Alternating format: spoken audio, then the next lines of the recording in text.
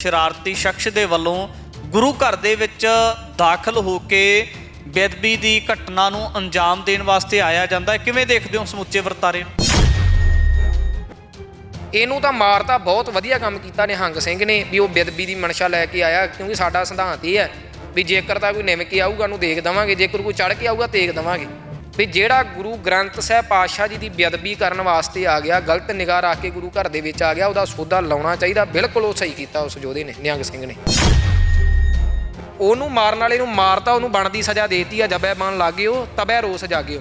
ਵੀ ਜੇ ਉਹ ਬੇਅਦਬੀ ਕਰਨ ਦੀ ਮਨਸ਼ਾ ਲੈ ਕੇ ਆਇਆ ਤੇ ਉਹਨੂੰ ਤਾਂ ਸੋਧਾ ਲਾਇਆ, ਉਹ ਮੰਨਿਆ, ਕਬੂਲ ਕੀਤਾ ਉਹਨੇ ਆਪਣੇ ਮੂੰਹੋਂ। ਉਹ ਵੀਡੀਓ ਆਪਾਂ ਵੇਖ ਲਈ ਆ। ਬਾਕੀ ਉਹਦਾ ਫੋਨ ਨੰਬਰ, ਉਹਦੀ ਡਿਟੇਲ ਕਢਾਈ ਜਾਵੇ, ਕਿਹੜੇ ਕਿਹੜੇ ਬੰਦੇ ਨਾਲ ਉਹਦਾ ਪਿਛਲੇ ਸਾਲ ਤੋਂ ਲੈ ਕੇ 1 ਸਾਲ ਤੋਂ ਲੈ ਕੇ ਕਿਹਦੇ ਉਹ ਸੰਪਰਕ 'ਚ ਆਇਆ ਵਾ, ਉਹਦੀ ਲੋਕੇਸ਼ਨ ਟਰੇਸ ਕੀਤੀ ਜਾਵੇ।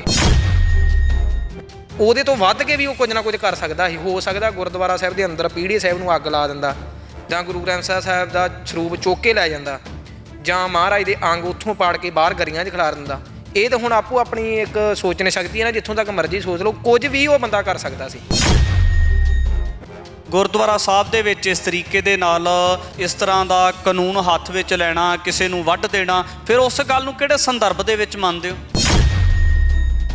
ਜਿਹੜਾ ਗੁਰੂ ਤੇ ਆ ਗਿਆ, ਅਸੀਂ ਫਿਰ ਕਾਨੂੰਨ ਹੱਥ 'ਚ ਲੈਣਾ ਜਾਣਦੇ ਹਾਂ। ਜਦੋਂ ਗੱਲ ਹੀ ਗੁਰੂ ਤੇ ਆ ਗਈ, ਫਿਰ ਤਾਂ ਪਿੱਛੇ ਰਹਿ ਹੀ ਕੁਝ ਨਹੀਂ ਨਾ ਗਿਆ। ਅਸੀਂ ਤਾਂ ਕਾਨੂੰਨ ਹੱਥ ਭਾਈ ਸੁੱਖਾ ਸਿੰਘ ਤੇ ਭਾਈ ਮਹਿਤਾਬ ਸਿੰਘ ਨੇ ਮੱਸੇ ਰੰਗੜ ਦਾ ਸਿਰ ਹਰਿਮੰਦਰ ਸਾਹਿਬ ਦੇ ਅੰਦਰ ਲਾ ਕੇ, ਉਦੋਂ ਵੀ ਅਸੀਂ ਕਾਨੂੰਨ ਹੱਥ ਦੇ ਵਿੱਚ ਲਿਆ ਸੀ। ਕਾਨੂੰਨ ਇਹ ਗੱਲ ਨਹੀਂ ਸੀ ਕਹਿੰਦਾ ਉਸ ਸਮੇਂ ਵੀ। ਇੰਦਰਾ ਗਾਂਧੀ ਨੇ ਪਾਪ ਕੀਤਾ, ਅਸੀਂ ਕਾਨੂੰਨ ਉਦੋਂ ਵੀ ਹੱਥ 'ਚ ਲਿਆ। ਬੇਅੰਤੇ ਬੁੱਚੜ ਨੇ ਪਾਪ ਕੀਤੇ, ਅਸੀਂ ਕਾਨੂੰਨ ਉਦੋਂ ਵੀ ਹੱਥ 'ਚ ਲਿਆ। ਤੇ ਜੇ ਕੋਈ ਅੱਜ ਸਾਡੇ ਧੰਨ ਗੁਰੂ ਗ੍ਰੰਥ ਸਾਹਿਬ ਪਾਤਸ਼ਾਹ ਦੀ ਚੜ੍ਹ ਕੇ ਆਊਗਾ, ਅਸੀਂ ਅੱਜ ਵੀ ਕਾਨੂੰਨ ਹੱਥ 'ਚ ਲਵਾਂਗੇ। ਤੇ ਆਉਣ ਵਾਲੇ ਸਮੇਂ ਦੇ ਵਿੱਚ ਵੀ ਜੇਕਰ ਕੋਈ ਗੁਰੂ ਗ੍ਰੰਥ ਸਾਹਿਬ ਦੀ ਬੇਅਦਬੀ ਕਰਨ ਆਊਗਾ, ਅਸੀਂ ਕਾਨੂੰਨ ਉਦੋਂ ਵੀ ਹੱਥ 'ਚ ਲਵਾਂਗੇ। ਅੱਜ ਤੱਕ ਇਹਨਾਂ ਬਾਦਲਾਂ ਨੇ ਕੀ ਕੁਝ ਸਾਡੇ ਨਾਲ ਕਰਾਇਆ, ਬੇਅਦਬੀਆਂ ਇੰਨੀਆਂ ਕਰਵਾਈਆਂ, ਅੱਜ ਤੱਕ ਸਾਨੂੰ ਇਨਸਾਫ ਨਹੀਂ ਮਿਲਿਆ। ਤੇ ਫਿਰ ਹੁਣ ਇਨਸਾਫ ਤੇ ਸਾਡੇ ਇਹੋ ਹੀ ਆ ਨਾ, ਸ੍ਰੀ ਸਾਹਿਬ ਦੇ ਨਾਲ ਹੀ। ਫਿਰ ਜਿਹੜਾ ਬੇਅਦਬੀ ਕਰਨ ਆਉਂਦਾ ਵਾ ਤੇ ਉਹਨੂੰ ਤੇ ਉੱਥੇ ਸਮੇਂ ਤੇ ਝਟਕਾ ਦੇਣਾ ਚਾਹੀਦਾ, ਸਮੇਂ ਤੇ ਹੀ ਉਹਦੀ ਸਜ਼ਾ ਦੇ ਦਿਓ। ਕਿਸੇ ਕੋਰਟ ਕਚਹਿਰੀ ਨੇ ਸਜ਼ਾ ਨਹੀਂ ਦੇਣੀ। TV 84 ਦੇ ਨਾਲ ਜੁੜੇ ਹੋ, ਮੈਂ ਰਜਿੰਦਰ ਸਿੰਘ ਸਵਰਾਜ। ਇਹ ਗੱਲ ਕੀਤੀ ਜਾਵੇ ਤਾਂ ਲਗਾਤਾਰ ਪੰਜਾਬ ਦੇ ਵੱਖ-ਵੱਖ ਹਿੱਸਿਆਂ ਦੇ ਵਿੱਚ ਗੁਰੂ ਗ੍ਰੰਥ ਸਾਹਿਬ ਮਹਾਰਾਜ ਜੀ ਦੇ ਪਾਵਨ ਸਰੂਪਾਂ ਦੀਆਂ ਬੇਅਦਬੀਆਂ ਦਾ ਦੌਰ ਨਿਰੰਤਰ ਜਾਰੀ ਹੈ। ਤੇ ਇਸੇ ਨੂੰ ਲੈ ਕੇ ਮੌਜੂਦਾ ਸਮੇਂ ਦੇ ਵਿੱਚ ਅੱਜ ਦੇ ਦਿਨ ਜਿਹੜਾ ਫਗਵਾੜਾ ਦੇ ਵਿੱਚ ਇੱਕ ਅਜਿਹੇ ਸ਼ਰਾਰਤੀ ਸ਼ਖਸ ਨੂੰ ਜਿਹੜਾ ਹੈ ਮੌਤ ਦੇ ਘਾਟ ਉਤਾਰਿਆ ਜਾਂਦਾ ਹੈ। ਉਸ ਨੂੰ ਨਿਹੰਗ ਸਿੰਘ ਦੇ ਵੱਲੋਂ ਸੋਧਾ ਲਗਾਇਆ ਜਾਂਦਾ ਹੈ, ਜਿਹੜਾ ਬੇਅਦਬੀ ਦੀ ਮਨਸ਼ਾ ਲੈ ਕੇ ਗੁਰੂ ਘਰ ਦੇ ਵਿੱਚ ਦਾਖਲ ਹੁੰਦਾ ਹੈ। ਤੇ ਇਸੇ ਨੂੰ ਲੈ ਕੇ ਉਸ ਮੌਤ ਦੇ ਘਾਟ ਉਤਾਰੇ ਗਏ ਸ਼ਖਸ ਦੀ ਇੱਕ ਵੀਡੀਓ ਵੀ ਹਾਲ ਦੇ ਵਿੱਚ ਆ ਚੁੱਕੀ ਹੈ। ਉਸ ਦੇ ਵੱਲੋਂ ਖੁਦ ਵੀਡੀਓ ਦੇ ਵਿੱਚ ਕਬੂਲਿਆ ਜਾ ਰਿਹਾ ਕਿ ਅਕਸਰ ਮੈਂ ਹੀ ਗੁਰੂ ਘਰ ਦੇ ਵਿੱਚ ਬੇਅਦਬੀ ਕਰਨ ਵਾਸਤੇ ਆਇਆ ਸੀ। ਤੇ ਇਸੇ ਨੂੰ ਲੈ ਕੇ ਜਿੱਥੇ ਵੱਖ-ਵੱਖ ਲੋਕਾਂ ਦੇ ਵੱਲੋਂ तमाम ਸਾਰੇ ਸਵਾਲ ਉੱਠਣੇ ਸ਼ੁਰੂ ਹੋ ਗਏ ਨੇ, ਤੇ ਗੱਲਬਾਤ ਕਰਨ ਦਾ ਯਤਨ ਕਰਾਂਗੇ। ਮੇਰੇ ਨਾਲ ਇਸੇ ਵਿਸ਼ੇ ਦੇ ਉੱਪਰ ਗੱਲਬਾਤ ਕਰਨ ਵਾਸਤੇ ਚਮਕੌਰ ਸਿੰਘ ਹਾਜ਼ਰ ਹੈ, ਉਹਦੇ ਨਾਲ ਗੱਲਬਾਤ ਕਰ ਲੈਣੇ। ਬਾਈ ਸਵਾਗਤ ਹੈ ਸਭ ਤੋਂ ਪਹਿਲਾਂ। ਵਾਹਿਗੁਰੂ ਜੀ ਕਾ ਖਾਲਸਾ, ਵਾਹਿਗੁਰੂ ਜੀ ਕੀ ਫਤਿਹ ਜੀ। ਬਾਈ ਸਭ ਤੋਂ ਪਹਿਲਾਂ ਮੁੱਢਲੇ ਰੂਪ ਦੇ ਵਿੱਚ ਸਵਾਲ ਹੈ, ਜਿਸ ਤਰੀਕੇ ਦੇ ਨਾਲ ਸ਼ਰਾਰਤੀ ਸ਼ਖਸ ਦੇ ਵੱਲੋਂ ਗੁਰੂ ਘਰ ਦੇ ਵਿੱਚ ਦਾਖਲ ਹੋ ਕੇ ਬੇਅਦਬੀ ਦੀ ਘਟਨਾ ਨੂੰ ਅੰਜਾਮ ਦੇਣ ਵਾਸਤੇ ਆਇਆ ਜਾਂਦਾ ਹੈ, ਕਿਵੇਂ ਦੇਖਦੇ ਹੋ ਸਮੁੱਚੇ ਵਰਤਾਰੇ ਨੂੰ? ਵੇਖੋ, ਜਿਹੜਾ ਵਰਤਾਰਾ ਇਹ ਅੱਜ ਦਾ ਨਹੀਂ ਚੱਲ ਰਿਹਾ। ਤੁਸੀਂ ਦੇਖ ਲਓ 2015 ਤੋਂ ਲੈ ਕੇ ਅੱਜ ਤੱਕ ਇਹ ਵਰਤਾਰਾ ਉਸੇ ਤਰ੍ਹਾਂ ਹਟਣ ਹੀ ਨਹੀਂ ਦੀਆਂ। ਬੇਅਦਬੀਆਂ ਰੋਜ਼ ਹੀ, ਤੀਜੇ ਦਿਨ ਹੀ ਕੋਈ ਆਪਾਂ ਖਬਰ ਸੁਣ ਲੈਂਦੇ ਹਾਂ ਵੀ ਬੇਅਦਬੀ ਹੋਈ ਜਾ ਰਹੀ ਆ, ਹੋਈ ਜਾ ਰਹੀ ਆ। ਹੁਣ ਜਿਹੜਾ ਇਹ ਬੰਦਾ ਵਾ, ਜਿਹੜੀ ਵੀਡੀਓ ਚੱਲ ਰਹੀ ਆ, ਉਹ ਵੀਡੀਓ ਦੇ ਵਿੱਚ ਇੱਕ ਸੁੱਖੀ ਨਾਮ ਦਾ ਕੋਈ ਵਿਅਕਤੀ ਕਹਿੰਦਾ ਉਹਨੇ ਮੈਨੂੰ ਭੇਜਿਆ, ਉਹਨੇ ਪੈਸਿਆਂ ਦਾ ਮੇਰੇ ਨਾਲ ਗੱਲ ਕੀਤੀ ਆ ਵੀ ਮੈਂ ਪੈਸੇ ਦਊਂਗਾ ਵੀ ਤੂੰ ਉਹ ਕੰਮ ਜਾ ਕੇ ਕਰ ਦੇ। ਉਹ ਨਿਹੰਗ ਸਿੰਘ ਉਹਨੂੰ ਪ੍ਰਸ਼ਨ ਵੀ ਕਰਦਾ ਵੀ ਕਿਹੜਾ ਕੰਮ? ਉਹ ਕਹਿੰਦਾ ਮੈਂ ਦੱਸ ਹੀ ਨਹੀਂ ਸਕਦਾ ਕਿ ਅੰਗ ਪੜਨ। ਇੰਨੀ ਕੁ ਉਹਨੇ ਗੱਲ ਕੀ ਵੀ ਹਾਂ ਅੰਗ ਪੜਨ, ਤੇ ਕਹਿੰਦਾ ਹੋਰ ਅੰਗ ਪੜਨ ਤੋਂ ਵੱਧ। ਉਹ ਕਹਿੰਦਾ ਅਗਲੀ ਗੱਲ ਮੈਂ ਦੱਸ ਹੀ ਨਹੀਂ ਸਕਦਾ। ਮਤਲਬ ਇੱਕ ਅੰਗ ਪਾੜਨਾ ਕਿੱਡੀ ਵੱਡੀ ਬੇਅਦਬੀ ਆ ਗੁਰੂ ਮਹਾਰਾਜ ਦੀ।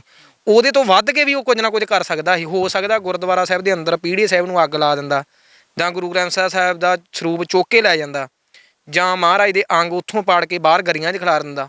ਇਹ ਤਾਂ ਹੁਣ ਆਪੋ ਆਪਣੀ ਇੱਕ ਸੋਚਣ ਸ਼ਕਤੀ ਹੈ ਨਾ, ਜਿੱਥੋਂ ਤੱਕ ਮਰਜ਼ੀ ਸੋਚ ਲਓ, ਕੁਝ ਵੀ ਉਹ ਬੰਦਾ ਕਰ ਸਕਦਾ ਸੀ। ਤੇ ਇਹ ਜਿਹੜੀ ਘਟਨਾ ਵਾ, ਜਿਹੜੇ ਨਿਹੰਗ ਸਿੰਘ ਨੇ ਉਹਦਾ ਸੋਧਾ ਲਾਇਆ, ਬੜੀ ਸ਼ਲਾਘਾਯੋਗ ਆ। ਆਪਾਂ ਇਹਦੀ ਸਲਾਹਨਾ ਕਰਦੇ ਹਾਂ ਵੀ ਉਹਨੇ ਬੰਦੇ ਨੇ ਨਾਮ ਹੀ ਲੈਤਾ, ਸੁੱਖੀ ਬੰਦੇ ਦਾ ਨਾਮ ਲੈਤਾ। ਬਾਕੀ ਉਹਦੇ ਕੋਲ ਉਹਦਾ ਫੋਨ ਹੋਊਗਾ, ਉਹਦੇ ਨਾਮ 'ਤੇ ਸਿੰਮਾਂ ਹੋਣਗੀਆਂ, ਉਹਦੇ ਨਾਮ 'ਤੇ ਪ੍ਰੂਫ ਹੋਣਗੇ, ਆਧਾਰ ਕਾਰਡ, ਉਹਦਾ ਪਿੰਡ, ਉਹਦਾ ਸ਼ਹਿਰ, ਉਹਦਾ ਜ਼ਿਲ੍ਹਾ, ਉਹਦੀ ਸਟੇਟ ਦਾ ਪਤਾ ਲੱਗ ਸਕਦਾ ਕਿੱਥੋਂ ਦਾ ਬੰਦਾ ਵਾ। ਤੇ ਫਿਰ ਉਹਦੇ ਨੰਬਰ ਤੇ ਜਿਹੜੀ ਗੱਲਬਾਤ ਹੋਈ ਆ, ਉਹ ਜਿਹੜੀਆਂ ਇਹ ਹੁਣ ਨਾ ਬਹੁਤੇ ਜਿਹੜੇ ਸਾਡੇ ਪ੍ਰਚਾਰਕਾਂ ਨੇ ਨਾ ਇਹ ਵੀ ਕਾਮਾਂ ਰੌਲੀ ਪਾਉਣੀ ਆ ਵੀ ਜਿਹੜਾ ਇਹ ਕੰਮ ਬੜਾ ਗਲਤ ਹੋ ਗਿਆ, ਉਹਦੇ ਕੋਲ ਪੁੱਛਣਾ ਚਾਹੀਦਾ ਵੀ ਕਿੱਥੋਂ ਆਇਆ, ਕਿੰਨੇ ਛੱਡਿਆ, ਕਿਹੜੀਆਂ ਏਜੰਸੀਆਂ ਨੇ ਕਰਵਾਈਆਂ, ਕੌਣ ਇਹਦੇ ਪਿੱਛੇ ਕੰਮ ਕਰ ਰਿਹਾ। ਮੈਂ ਕਹਿੰਦਾ ਵੀ ਕਰੋ, ਉਹਨੂੰ ਮਾਰਨ ਵਾਲੇ ਨੂੰ ਮਾਰਤਾ, ਉਹਨੂੰ ਬਣਦੀ ਸਜ਼ਾ ਦੇਤੀ ਆ, ਜਬੇ ਬਣ ਲੱਗ ਗਏ ਉਹ ਤਬੇ ਰੋਸ ਜਾਗਿਓ ਵੀ ਜੇ ਉਹ ਬੇਅਦਬੀ ਕਰਨ ਦੀ ਮਨਸ਼ਾ ਲੈ ਕੇ ਆਇਆ ਤੇ ਉਹਨੂੰ ਤਾਂ ਸੋਧਾ ਲਾਇਆ, ਉਹ ਮੰਨਿਆ, ਕਬੂਲ ਕੀਤਾ ਉਹਨੇ ਆਪਣੇ ਮੂੰਹੋਂ। ਉਹ ਵੀਡੀਓ ਆਪਾਂ ਵੇਖ ਲਈ ਆ। ਬਾਕੀ ਉਹਦਾ ਫੋਨ ਨੰਬਰ, ਉਹਦੀ ਡਿਟੇਲ ਕਢਾਈ ਜਾਵੇ, ਕਿਹੜੇ ਬੰਦੇ ਨਾਲ ਉਹਦਾ ਪਿਛਲੇ ਸਾਲ ਤੋਂ ਲੈ ਕੇ 1 ਸਾਲ ਤੋਂ ਲੈ ਕੇ ਕਿਹਦੇ ਉਹ ਸੰਪਰਕ 'ਚ ਆਇਆ ਵਾ, ਉਹਦੀ ਲੋਕੇਸ਼ਨ ਟਰੇਸ ਕੀਤੀ ਜਾਵੇ ਵੀ ਕਿੱਥੇ ਉਹ ਤੁਰਦਾ ਫਿਰਦਾ ਰਿਹਾ, ਜਾਂ ਬੇਅਦਬੀ ਕਰਨ ਤੋਂ ਪਹਿਲਾਂ ਜਿਹੜਾ ਕੱਲ੍ਹ ਦਾ ਦਿਨ, ਰਾਤ ਦਾ ਦਿਨ ਲੰਘ ਕੇ ਗਿਆ, ਉਹਦੇ ਤੋਂ ਪਹਿਲਾਂ ਉਹ ਕਿੱਥੇ ਗਿਆ ਵਾ, ਕੀ ਉਹਨੇ ਕੀਤਾ ਵਾ, ਉਹ ਸਾਰੀ ਉਹਦੀ ਲੋਕੇਸ਼ਨ ਟਰੇਸ ਕੀਤੀ ਜਾਵੇ ਵੀ ਕਿੱਥੇ ਗਿਆ ਸੀ ਉਹ। ਸੋ ਇਹ ਸਾਰੇ ਨੂੰ ਲੈ ਕੇ ਫਿਰ ਇਹਨਾਂ ਨੂੰ ਕਰਨਾ ਚਾਹੀਦਾ ਵੀ ਉਹਦੀਆਂ ਤਾਰਾਂ ਕਿੱਥੇ ਜੁੜਦੀਆਂ ਵਾ, ਉਹ ਵੀ ਬੰਦੇ ਲੱਭਣ। ਇਹਨੂੰ ਤਾਂ ਮਾਰਤਾ, ਬਹੁਤ ਵਧੀਆ ਕੰਮ ਕੀਤਾ ਨਿਹੰਗ ਸਿੰਘ ਨੇ ਵੀ ਉਹ ਬੇਅਦਬੀ ਦੀ ਮਨਸ਼ਾ ਲੈ ਕੇ ਆਇਆ, ਕਿਉਂਕਿ ਸਾਡਾ ਸਿਧਾਂਤ ਇਹ ਹੈ ਵੀ ਜੇਕਰ ਤਾਂ ਕੋਈ ਨਿਮ ਕੇ ਆਊਗਾ ਉਹਨੂੰ ਦੇਖ ਦੇਵਾਂਗੇ, ਜੇਕਰ ਕੋਈ ਚੜ੍ਹ ਕੇ ਆਊਗਾ ਤੇਗ ਦੇਵਾਂਗੇ।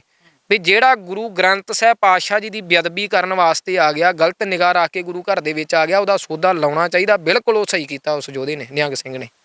ਹਾਂਜੀ, ਜੇ ਇਹਦੇ ਵਿਸ਼ੇ ਦੇਖਿਆ ਜਾਵੇ ਤਾਂ ਜਿਸ ਤਰੀਕੇ ਦੇ ਨਾਲ ਉਹ ਸ਼ਖਸ ਦੇ ਵੱਲੋਂ ਆਪਣੇ ਬਿਆਨਾਤ ਜਾਰੀ ਕੀਤੇ ਜਾ ਰਹੇ ਨੇ, ਗੱਲਬਾਤ ਦੱਸੀ ਜਾ ਰਹੀ ਹੈ ਕਿ ਇਸੇ ਦੇ ਤਹਿਤ ਆਇਆ, ਕਿਹੜੇ ਲੋਕਾਂ ਨੇ ਮੈਨੂੰ ਕਿੰਨੇ ਪੈਸੇ ਦੇ ਕੇ ਭੇਜਿਆ, ਕਿਤੇ ਨਾ ਕਿਤੇ ਉਹਦਾ ਬੋਲਚਾਲ ਤੋਂ ਦੇਖਿਆ ਜਾ ਸਕਦਾ ਕਿ ਜਿਵੇਂ ਉਹ ਪੰਜਾਬ ਤੋਂ ਬਾਹਰ ਦੀ ਕਿਸੇ ਸਟੇਟ ਦੇ ਨਾਲ ਸੰਬੰਧਿਤ ਹੋਵੇ। ਹਾਂਜੀ, ਉਹਦੀ ਬੋਲੀ ਇੱਦਾਂ ਲੱਗਦੀ ਹਿੰਦੀ ਬੋਲਦਾ, ਉਹ ਪੂਰੀ ਪ੍ਰੋਪਰ ਪੰਜਾਬੀ ਨਹੀਂ ਬੋਲਦਾ। ਤੇ ਉਹਨੇ 2-4 ਹਜ਼ਾਰ ਰੁਪਈਏ ਦੀ ਵੀ ਗੱਲ ਕਰਨ ਦਿਆ ਵੀ ਇੰਨੇ ਪੈਸੇ ਮੈਨੂੰ ਦਿੱਤੇ। ਚਲੋ ਵੱਖਰੀ ਗੱਲ ਆ ਵੀ ਉਹ ਪੈਸੇ ਵੱਧ ਵੀ ਹੋ ਸਕਦੇ ਆ, ਘੱਟ ਵੀ ਹੋ ਸਕਦੇ ਆ, ਵੀ ਉਹਨੂੰ ਲਾਲਚ ਦੇ ਕੇ ਉਹਨੂੰ ਤੋਰਿਆ ਗਿਆ ਵੀ ਤੂੰ ਉੱਥੇ ਜਾ ਕੇ ਬੇਅਦਬੀ ਕਰਨੀ ਆ, ਗੁਰੂ ਗ੍ਰੰਥ ਸਾਹਿਬ ਦਾ ਸਰੂਪ ਪਹਿਲਾਂ ਵਿਖਾਇਆ ਹੋਊਗਾ ਉੱਥੇ। ਤੇ ਇਹ ਜਿਹੜੀ ਆ ਨਾ ਇੱਕ ਜਿਹੜੀ ਸਾਜ਼ਿਸ਼ ਚੱਲ ਰਹੀ ਆ, ਤੁਸੀਂ ਵੇਖ ਲਓ ਲੰਮੇ ਸਮੇਂ ਤੋਂ ਅਸੀਂ ਮੋਰਚਾ ਲਾਇਆ, ਕੌਮੀ ਇਨਸਾਫ ਮੋਰਚਾ, ਉਹਦੇ ਵਿੱਚ ਵੀ ਇੱਕ ਮੰਗ ਸਾਡੀ ਇਹ ਆ ਵੀ ਗੁਰੂ ਗ੍ਰੰਥ ਸਾਹਿਬ ਜੀ ਦੀ ਬੇਅਦਬੀ ਦਾ ਇਨਸਾਫ ਮਿਲੇ। ਬਰਗਾੜੀ ਮੋਰਚਾ ਲੱਗਾ, ਕਿੰਨੇ ਮੋਰਚੇ ਲੱਗ ਚੁੱਕੇ ਅੱਜ ਤੱਕ ਮੇਰੇ ਹਿਸਾਬ ਦੇ ਨਾਲ 300 ਤੋਂ ਵੱਧ ਜਿਹੜੀਆਂ ਬੇਅਦਬੀਆਂ 2015 ਤੋਂ ਲੈ ਕੇ ਅੱਜ ਤੱਕ ਵੱਧ ਹੀ ਹੋ ਗਈਆਂ ਹੋਣਗੀਆਂ, ਮੈਂ ਘੱਟ ਦੱਸ ਰਹਾ ਹੋਵਾਂਗਾ, ਵੈਦ ਬਦਬੀਆਂ ਹੋ ਗਈਆਂ, ਪਰ ਅੱਜ ਤੱਕ ਕਿਸੇ ਕਾਨੂੰਨ ਨੇ ਕਿਸੇ ਨੇ ਸਜ਼ਾ ਨਹੀਂ ਦਿੱਤੀ। ਪਿੱਛੇ ਜੇ ਬੇਅਦਬੀ ਹੋਈ, ਆਪਣਾ ਮੁੰਡਾ ਵਾ ਉਹ ਸੇਠੀ ਕਰਕੇ ਮੁੰਡਾ ਵਾ, ਉਹਨਾਂ ਨੇ ਉਹ ਗੁੜਕਾ ਸਾਹਿਬ ਜਿਹਨੇ ਮੁੰਡੇ ਨੇ ਪਾੜਿਆ ਸੀਗਾ ਉਹਨੂੰ ਫੜ ਲਿਆ, ਸਾਰੀ ਵੀਡੀਓ ਵੀ ਬਣਾਈ, ਗੁੜਕਾ ਸਾਹਿਬ ਦੇ ਅੰਗ ਵੀ ਪੜੇ, ਤੇ ਉਹਦੀ ਤੀਜੇ ਦਿਨ ਜ਼ਮਾਨਤ ਹੋ ਜਾਂਦੀ ਆ। ਤੀਜੇ ਦਿਨ ਉਹ ਬੰਦਾ ਬਾਹਰ ਆ ਜਾਂਦਾ। ਹਾਲਾਂਕਿ ਵੀਡੀਓ ਦੇ ਵਿੱਚ ਸਪਸ਼ਟ ਵੀ ਕਰਤਾ ਵੀ ਇੰਨੇ ਬੰਦੇ ਨੇ ਗੁੜਕਾ ਸਾਹਿਬ ਪਾੜਿਆ, ਗੁੜਕਾ ਸਾਹਿਬ ਖਿਲਾਰਿਆ, ਬੇਅਦਬੀ ਕੀਤੀ ਇਹਨੇ, ਉਹਨੂੰ ਤੀਜੇ ਚੌਥੇ ਦਿਨ ਜ਼ਮਾਨਤ ਮਿਲ ਜਾਂਦੀ ਆ। ਤੇ ਇਹ ਅਸੀਂ ਕੋਰਟ ਕਚਹਿਰੀਆਂ ਕੋਲ ਕਰਨ ਵੀ ਕੀ ਜਾਈਏ, ਮੰਨ ਕੇ ਚਲੋ ਅਸੀਂ ਕਹਿ ਦਿੰਦੇ ਹਾਂ ਅੱਜ ਤੱਕ ਇਹਨਾਂ ਬਾਦਲਾਂ ਨੇ ਕੀ ਕੁਝ ਸਾਡੇ ਨਾਲ ਕਰਾਇਆ, ਬੇਅਦਬੀਆਂ ਇੰਨੀਆਂ ਕਰਵਾਈਆਂ, ਅੱਜ ਤੱਕ ਸਾਨੂੰ ਇਨਸਾਫ ਨਹੀਂ ਮਿਲਿਆ। ਤੇ ਫਿਰ ਹੁਣ ਇਨਸਾਫ ਤੇ ਸਾਡੇ ਇਹੋ ਹੀ ਆ ਨਾ, ਸ੍ਰੀ ਸਾਹਿਬ ਦੇ ਨਾਲ ਹੀ ਫਿਰ ਜਿਹੜਾ ਬੇਅਦਬੀ ਕਰਨ ਆਉਂਦਾ ਵਾ ਤੇ ਉਹਨੂੰ ਤੇ ਉੱਥੇ ਸਮੇਂ ਤੇ ਝਟਕਾ ਦੇਣਾ ਚਾਹੀਦਾ, ਸਮੇਂ ਤੇ ਹੀ ਉਹਦੀ ਸਜ਼ਾ ਦੇ ਦਿਓ, ਕਿਸੇ ਕੋਰਟ ਕਚਹਿਰੀ ਨੇ ਸਜ਼ਾ ਨਹੀਂ ਦੇਣੀ। ਕਿਤੇ ਨਾ ਕਿਤੇ ਵੀ ਗੱਲ ਦੇਖਣ ਦੇ ਵਿੱਚ ਆਉਂਦੀ ਹੈ ਜਿਸ ਤਰੀਕੇ ਦੇ ਨਾਲ ਰਮਨਦੀਪ ਸਿੰਘ ਨਿਹੰਗ ਸਿੰਘ ਉਸ ਗੁਰਦੁਆਰਾ ਸਾਹਿਬ ਦੇ ਵਿੱਚ ਦਾਖਲ ਹੁੰਦਾ ਹੈ, ਕਿਉਂਕਿ ਉਹ ਤਕਰੀਬਨ ਰਾਤ ਦੇ ਸਮੇਂ ਆਏ ਸੀ, ਜਿਸ ਤਰੀਕੇ ਦੇ ਨਾਲ ਪ੍ਰਬੰਧਕਾਂ ਦੇ ਵੱਲੋਂ ਕਿਹਾ ਜਾ ਰਿਹਾ ਹੈ, ਤਾਂ ਉਹ ਰਹਿਣ ਵਾਲਾ ਲੁਧਿਆਣੇ ਦਾ ਹੈ, ਫਗਵਾੜੇ ਦੇ ਵਿੱਚ ਜਾਂਦਾ ਹੈ। ਤੇ ਕਿਤੇ ਨਾ ਕਿਤੇ ਇਸ ਗੱਲ ਨੂੰ ਵੀ ਦੇਖਿਆ ਜਾਂਦਾ ਹੈ ਕਿ ਜਿਹੜੀ ਸੇਵਾ ਕਰਨੀ ਜਾਂ ਉਹਦਾ ਸੋਧਾ ਲਾਉਣਾ ਉਹ ਸਿੰਘ ਦੇ ਹਿੱਸੇ ਆਇਆ ਸੀ। ਹਾਂਜੀ ਬਿਲਕੁਲ, ਇਹ ਤੇ ਮਹਾਰਾਜ ਦੀ ਕਿਰਪਾ ਹੀ ਆ ਨਾ, ਜਿੱਤੋਂ ਸੇਵਾ ਲੈਣੀ ਉਹਨੇ ਹੀ ਲੈਣੀ। ਜਿੱਦਾਂ ਹੁਣ ਸੰਦੀਪ ਹੀ ਸੂਰੀ ਠੋਕਿਆ ਹੈ ਨਾ, ਇਹ ਤਾਂ ਸੇਵਾ ਜਿਹਦੇ ਹਿੱਸੇ ਆ ਗਈ ਉਹਨੇ ਕਰਨੀ ਆ। ਹੁਣ ਮੇਰੇ ਵਰਗਾ ਹੁਣ ਉੱਥੇ ਫਗਵਾੜੇ ਕਿਸੇ ਨੇ ਬੇਅਦਬੀ ਕੀਤੀ, ਮੇਰੇ ਵਰਗਾ ਕਰੀ ਜਾਵੇ, ਵੀ ਇਹ ਜੀਤੇ ਗੁਰੂ ਦਾ ਕੋਈ ਹੱਥ ਹੋ ਜੇ, ਗੁਰੂ ਮਹਾਰਾਜ ਦੀ ਕਿਰਪਾ ਹੋ ਜੇ, ਉਹੀ ਇਹ ਸੇਵਾ ਕਰ ਸਕਦਾ। ਤੇ ਇਹ ਸੇਵਾ ਉਹ ਮੰਗੂ ਮੱਠ ਉਹ ਨਿਹੰਗ ਸਿੰਘ ਦੇ ਬਹੁਤ ਅਸੀਂ ਉਹਦੀ ਚਲੋ ਪਹਿਲਾਂ ਜੋ ਵੀ ਹੀ ਉਹ ਜੋ ਵੀ ਉਹਨੇ ਕਰਦਾ ਰਿਹਾ, ਆਪਾਂ ਉਹ ਗੱਲ ਨਹੀਂ ਕਰਨੀ। ਅੱਜ ਦੀ ਡੇਟ ਦੇ ਵਿੱਚ, ਅੱਜ ਦੇ ਸਮੇਂ ਦੇ ਵਿੱਚ ਜਿਹੜਾ ਉਹਨੇ ਇਹ ਕਾਰਜ ਕੀਤਾ, ਇਹ ਭਾਈ ਕੌਮੀ ਕਾਰਜ ਆ, ਇਹ ਪੰਥ ਦਾ ਕਾਰਜ ਸੀ। ਇਹ ਗੁਰੂ ਗ੍ਰੰਥ ਸਾਹਿਬ ਜੀ ਦੀ ਆਨ ਸ਼ਾਨ ਦੇ ਖਿਲਾਫ ਜਿਹੜਾ ਉਹ ਆਇਆ ਸੀਗਾ ਬੇਅਦਬੀ ਕਰਨ, ਉਹਨੂੰ ਸੋਧਾ ਲਾਇਆ ਵਾ। ਤੇ ਸਾਰਾ ਪੰਥ, ਸਾਰੀ ਕੌਮ ਉਸ ਨਿਹੰਗ ਸਿੰਘ ਦੇ ਨਾਲ ਖੜੀ ਆ, ਤੇ ਉਹਦੀ ਜਿੰਨੀ ਸਿਫਤ ਕਰ ਲਓ ਉਨੀ ਥੋੜ੍ਹੀ ਆ। ਦੂਜੇ ਪਾਸੇ ਦੇਖਣਾ ਹੋਵੇ ਜਿਸ ਤਰੀਕੇ ਦੇ ਨਾਲ ਇੱਕ ਖੱਬੀ ਧਿਰ ਵੀ ਮੰਨੀ ਜਾਂਦੀ ਹੈ, ਜਿਹੜੀ ਹਰ ਗੱਲ ਦੀ ਪ੍ਰੋੜਤਾ ਕਰਦੀ ਹੈ ਜਾਂ ਗੱਲਾਂ ਦੀ ਸਮੇਂ-ਸਮੇਂ ਤੋਂ ਉਹਨਾਂ ਦੇ ਵੱਲੋਂ ਨਿਖੇਧੀ ਕੀਤੀ ਜਾਂਦੀ ਹੈ, ਤਾਂ ਉਹਨਾਂ ਦੇ ਵੱਲੋਂ ਇਸ ਗੱਲ ਨੂੰ ਪ੍ਰਚਾਰਿਆ ਜਾਵੇਗਾ ਕਿ ਗੁਰਦੁਆਰਾ ਸਾਹਿਬ ਦੇ ਵਿੱਚ ਇਸ ਤਰੀਕੇ ਦੇ ਨਾਲ ਜਿਹੜਾ ਇਸ ਤਰ੍ਹਾਂ ਦਾ ਕਾਨੂੰਨ ਹੱਥ ਵਿੱਚ ਲੈਣਾ, ਕਿਸੇ ਨੂੰ ਵੱਢ ਦੇਣਾ, ਫਿਰ ਉਸ ਗੱਲ ਨੂੰ ਕਿਹੜੇ ਸੰਦਰਭ ਦੇ ਵਿੱਚ ਮੰਨਦੇ ਹੋ? ਉਹ ਜਿਹੜਾ ਗੁਰੂ ਤੇ ਆ ਗਿਆ, ਅਸੀਂ ਫਿਰ ਕਾਨੂੰਨ ਹੱਥ 'ਚ ਲੈਣਾ ਜਾਣਦੇ ਹਾਂ। ਜਦੋਂ ਗੱਲ ਹੀ ਗੁਰੂ ਤੇ ਆ ਗਈ ਫਿਰ ਤਾਂ ਪਿੱਛੇ ਰਹਿ ਹੀ ਕੁਝ ਨਹੀਂ ਨਾ ਗਿਆ। ਅਸੀਂ ਤਾਂ ਕਾਨੂੰਨ ਹੱਥ ਭਾਈ ਸੁੱਖਾ ਸਿੰਘ ਤੇ ਭਾਈ ਮਹਿਤਾਬ ਸਿੰਘ ਨੇ ਮੱਸੇ ਰੰਗੜ ਦਾ ਸਿਰ ਹਰਿਮੰਦਰ ਸਾਹਿਬ ਦੇ ਅੰਦਰ ਲਾ ਕੇ ਉਦੋਂ ਵੀ ਅਸੀਂ ਕਾਨੂੰਨ ਹੱਥ ਦੇ ਵਿੱਚ ਲਿਆ ਸੀ। ਕਾਨੂੰਨ ਇਹ ਗੱਲ ਨਹੀਂ ਸੀ ਕਹਿੰਦਾ, ਉਸ ਸਮੇਂ ਵੀ ਮੁਗਲਾਂ ਦਾ ਕਾਨੂੰਨ ਵੀ ਇਹ ਗੱਲ ਨਹੀਂ ਸੀ ਕਹਿੰਦਾ ਵੀ ਮੱਸੇ ਰੰਗੜ ਦਾ ਸਿਰ ਤੁਸੀਂ ਅੰਦਰ ਲਾਓ ਜਾ ਕੇ ਹਰਿਮੰਦਰ ਸਾਹਿਬ ਦੇ। ਪਰ ਅਸੀਂ ਕਾਨੂੰਨ ਉਦੋਂ ਵੀ ਹੱਥ 'ਚ ਲਿਆ। ਇੰਦਰਾ ਗਾਂਧੀ ਨੇ ਪਾਪ ਕੀਤਾ, ਅਸੀਂ ਕਾਨੂੰਨ ਉਦੋਂ ਵੀ ਹੱਥ 'ਚ ਲਿਆ। ਬੇਅੰਤੇ ਬੁੱਚੜ ਨੇ ਪਾਪ ਕੀਤੇ, ਅਸੀਂ ਕਾਨੂੰਨ ਉਦੋਂ ਵੀ ਹੱਥ 'ਚ ਲਿਆ। ਤੇ ਜੇ ਕੋਈ ਅੱਜ ਸਾਡੇ ਧੰਨ ਗੁਰੂ ਗ੍ਰੰਥ ਸਾਹਿਬ ਪਾਤਸ਼ਾਹ ਦੀ ਚੜ੍ਹ ਕੇ ਆਊਗਾ, ਅਸੀਂ ਅੱਜ ਵੀ ਕਾਨੂੰਨ ਹੱਥ 'ਚ ਲਵਾਂਗੇ। ਤੇ ਆਉਣ ਵਾਲੇ ਸਮੇਂ ਦੇ ਵਿੱਚ ਵੀ ਜੇਕਰ ਕੋਈ ਗੁਰੂ ਗ੍ਰੰਥ ਸਾਹਿਬ ਦੀ ਬੇਅਦਬੀ ਕਰਨ ਆਊਗਾ, ਅਸੀਂ ਕਾਨੂੰਨ ਉਦੋਂ ਵੀ ਹੱਥ 'ਚ ਲਵਾਂਗੇ। ਲੋਕਾਂ ਦੇ ਸਵਾਲ ਹੁੰਦੇ ਕਿ ਜਿਸ ਤਰੀਕੇ ਦੇ ਨਾਲ ਪੰਜਾਬ ਦੇ ਵਿੱਚ ਪਹਿਲੀਆਂ ਸੱਤਾ ਭੋਗਣ ਵਾਲੀਆਂ ਰਾਜਸੀ ਧਿਰਾਂ ਨੂੰ ਦੇਖਿਆ ਜਾਵੇ ਤੇ ਜਦੋਂ ਉਹਨਾਂ ਦੇ ਦਰਮਿਆਨ ਕੋਈ ਇਸ ਤਰ੍ਹਾਂ ਦੀ ਸਮਾਜ ਦੇ ਵਿੱਚ ਜਾਂ ਇੱਕ ਫਿਰਕੇ ਨੂੰ ਟਾਰਗੇਟ ਕਰਨ ਵਾਲੀ ਘਟਨਾ ਵਾਪਰਦੀ ਸੀ ਤੇ ਕਿਤੇ ਨਾ ਕਿਤੇ ਬਿਆਨ ਜਾਰੀ ਹੋ ਜਾਂਦੇ ਸੀ ਜਾਂ ਨਿਖੇਧੀ ਕੀਤੀ ਜਾਂਦੀ ਸੀ ਜਾਂ ਕੁਝ ਨਾ ਕੁਝ ਜਿਹੜਾ ਸੀ ਉਹਨਾਂ ਸੱਤਾਧਾਰੀ ਲੋਕਾਂ ਦੇ ਵੱਲੋਂ ਕੀਤਾ ਜਾਂਦਾ ਸੀ ਇਹਨਾਂ ਦੋਸ਼ੀਆਂ ਦੇ ਵਿਰੁੱਧ। ਪਰ ਸਵਾਲ ਇਹ ਕੀਤੇ ਜਾ ਰਹੇ ਨੇ ਕਿ ਜਿਹੜੀ ਮੌਜੂਦਾ ਸਮੇਂ ਦੇ ਵਿੱਚ ਸੱਤਾਧਾਰੀ ਧਿਰ ਹੈ ਉਹਨਾਂ ਦਾ ਕੋਈ ਵੀ ਨੁਮਾਇੰਦਾ ਅਜਿਹੇ ਘਟਨਾਕ੍ਰਮ ਦੇ ਵਿੱਚ ਕਿਸੇ ਵੀ ਤਰ੍ਹਾਂ ਦੀ ਕੋਈ ਸਟੇਟਮੈਂਟ ਨਹੀਂ ਦਿੰਦਾ। ਇਹਨਾਂ ਨੇ ਕਿੱਥੇ ਬੋਲਣਾ ਜੀ? ਹੁਣ ਭਗਵੰਤ ਮਾਨ ਤੁਸੀਂ ਲਾ ਲਓ, ਭਗਵੰਤ ਮਾਨ ਦਾ ਜਿਹੜਾ ਇਹਨਾਂ ਦਾ ਜਿਹੜਾ ਸਪੀਕਰ ਆ ਜਿਹਨੂੰ ਕੁਲਤਾਰ ਸੰਧਵਾ, ਉੱਥੇ ਗਿਆ ਸੀ ਬਰਗਾੜੀ ਜਿੱਥੇ ਸੁਖਰਾਜ ਵੀਰ ਨੇ ਮੋਰਚਾ ਲਾਇਆ ਹੈ ਨਾ, ਉੱਥੇ ਪਹੁੰਚਿਆ, ਉੱਥੇ ਕਹਿ ਕੇ ਆਇਆ ਸੀ ਵੀ ਅਸੀਂ ਮਹੀਨੇ ਡੇਢ ਮਹੀਨੇ 'ਚ 40 ਦਿਨ ਦਾ ਸਮਾਂ ਦਿੱਤਾ ਸੀ ਨੇ ਵੀ 40 ਦਿਨਾਂ 'ਚ ਇਨਸਾਫ ਦੇ ਦਾਂਗੇ ਤੁਹਾਨੂੰ। ਉਹ ਇਨਸਾਫ ਅੱਜ ਤੱਕ ਨਹੀਂ ਮਿਲਿਆ। ਹੁਣ ਜੇ ਅੱਜ ਦੀ ਬੇਅਦਬੀ ਜੇਕਰ ਹੋ ਜਾਂਦੀ ਤੇ ਫਿਰ ਵੀ ਅਸੀਂ ਅੱਖਾਂ 'ਚ ਘਸੁੰਨ ਦੇ ਕੇ ਸੋਣਾ ਸੀ। ਤੇ ਜੇਕਰ ਹੁਣ ਉਹਨੂੰ ਸੋਧਾ ਲੱਗ ਗਿਆ ਵਾ ਤੇ ਅੱਜ ਕੁਲਤਾਰ ਸੰਧਵਾ ਕਵੇ ਵੀ ਸਿੱਖਾਂ ਨੂੰ ਕੋਰਟ ਕਚਹਿਰੀਆਂ ਨੇ ਇਨਸਾਫ ਨਹੀਂ ਦਿੱਤਾ, ਸਿੱਖਾਂ ਨੇ ਆਪਣੇ ਸ਼ਸਤਰ ਦੇ ਨਾਲ ਆਪਣੀ ਕਿਰਪਾਨ ਦੇ ਨਾਲ ਇਨਸਾਫ ਲੈ ਲਿਆ, ਅੱਜ ਸੰਧਵਾ ਨੂੰ ਕਹਿਣਾ ਚਾਹੀਦਾ।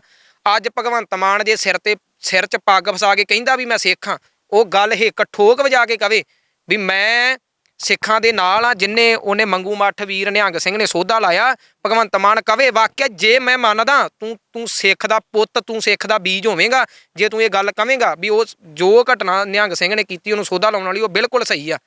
ਤੇ ਇਹ ਇੰਨੀ ਜ਼ਰੂਰਤ ਨਹੀਂ ਹੈਗੀ ਇਹਨਾਂ 'ਚ ਕਹਿਣ ਦੀ। ਇਹ ਗੱਲ ਇਹਨਾਂ ਨੇ ਤਾਂ ਉਹ ਆਪਣਾ ਸੀ ਜਿਹੜਾ ਉਹਨੂੰ ਉੱਥੇ ਬੋਲਣ ਨਹੀਂ ਦਿੱਤਾ ਸਭਾ ਦੇ ਵਿੱਚ ਵੀ ਉਹਨੇ ਜੇਕਰ ਬੇਅਦਬੀਆਂ ਦੀ ਗੱਲ ਕੀਤੀ ਇਹਨਾਂ ਨੇ ਕਿਹਾ ਚੁੱਪ ਕਰ ਜਾ, ਉਹਨੂੰ 5 ਮਿੰਟ ਦਾ ਇਹਨਾਂ ਨੇ ਸਮਾਂ ਨਹੀਂ ਦਿੱਤਾ। ਇਹਨਾਂ ਤੋਂ ਬੇਅਦਬੀਆਂ ਦਾ ਇਨਸਾਫ ਅਸੀਂ ਮੰਗਦੇ ਫਿਰਦੇ, ਇਹਨਾਂ ਨੇ ਕਦੀ ਵੀ ਇਨਸਾਫ ਨਹੀਂ ਦੇਣਾ। ਤੇ ਬਾਕੀ ਇਹਨਾਂ ਨੇ ਨਾ ਭਗਵੰਤ ਮਾਨ ਨੇ ਬੋਲਣਾ, ਨਾ ਕੁਲਤਾਰ ਸੰਧਵੇ ਨੇ ਬੋਲਣਾ। ਇਹ ਭਾਰਤ ਸਟੇਟ ਦੇ ਜਿਹੜਾ ਇਹ ਜੰਗਲ ਪਿਆ ਹੋਇਆ ਨਾ ਆਲਾ ਦੁਆਲਾ, ਉਸ ਵਲਗਣ ਦੇ ਵਿੱਚ ਵਲੇ ਹੋਏ ਆ। ਇਹਨਾਂ ਕਦੀ ਵੀ ਨਹੀਂ ਬੋਲਣਾ। ਇਹ ਜੋ ਉੱਤੋਂ ਮੋਦੀ ਕਹਿੰਦਾ ਵਾ ਉੱਦਾਂ ਇਹ ਪੰਜਾਬ ਸਰਕਾਰ ਜਿਹੜੀ ਕਰਦੀ ਆ, ਇਹ ਕਦੀ ਵੀ ਨਹੀਂ ਬੋਲ ਸਕਦੇ ਤੇ ਨਾ ਹੀ ਇਹਨਾਂ 'ਤੇ ਅਸੀਂ ਆਸ ਰੱਖਦੇ ਹਾਂ। ਬਿਲਕੁਲ ਆ ਮੌਜੂਦਾ ਸਮੇਂ ਦੇ ਵਿੱਚ ਜਿਸ ਤਰੀਕੇ ਦੇ ਨਾਲ ਸ਼ਰਾਰਤੀ ਸ਼ਖਸ ਦੇ ਵੱਲੋਂ ਗੁਰੂ ਘਰ ਦੇ ਵਿੱਚ ਬੇਅਦਬੀ ਕਰਨ ਵਾਸਤੇ ਆਇਆ ਜਾਂਦਾ ਹੈ ਤਾਂ ਉਸੇ ਤਰੀਕੇ ਦੇ ਨਾਲ ਜਿਹੜਾ ਇੱਕ ਨਿਹੰਗ ਸਿੰਘ ਹੈ ਰਮਨਦੀਪ ਸਿੰਘ, ਜਿਸ ਨੂੰ ਮੰਗੂ ਮੱਠ ਦੇ ਨਾਮ ਦੇ ਨਾਲ ਵੀ ਜਾਣਿਆ ਜਾਂਦਾ ਹੈ, ਤਾਂ ਉਸ ਨਿਹੰਗ ਸਿੰਘ ਦੇ ਵੱਲੋਂ ਉਸ ਸ਼ਰਾਰਤੀ ਸ਼ਖਸ ਨੂੰ ਮੌਕੇ ਦੇ ਉੱਪਰ ਜਿਹੜਾ ਮੌਤ ਦੇ ਘਾਟ ਉਤਾਰ ਦਿੱਤਾ ਜਾਂਦਾ ਹੈ। ਭਵਿੱਖ ਦੇ ਵਿੱਚ ਵੀ ਇਸ ਸਮਾਜ ਦੇ ਵਿੱਚ ਵਾਪਰ ਰਹੀਆਂ ਘਟਨਾ ਦੇ ਬਾਬਤ ਤੁਸੀਂ ਆਪਣਾ ਕੀ ਪ੍ਰਤੀਕਰਮ ਰੱਖਦੇ ਹੋ, ਇਸ ਬਾਰੇ ਵੀ ਸਾਂਝਾ ਜ਼ਰੂਰ ਕਰਨਾ। ਅੱਗੇ ਵੀ ਗੱਲਬਾਤ ਲੈ ਕੇ ਤੁਹਾਡੇ ਦਰਮਿਆਨ ਹਾਜ਼ਰ ਹੁੰਦੇ ਰਹਾਂਗੇ। ਧੰਨਵਾਦ।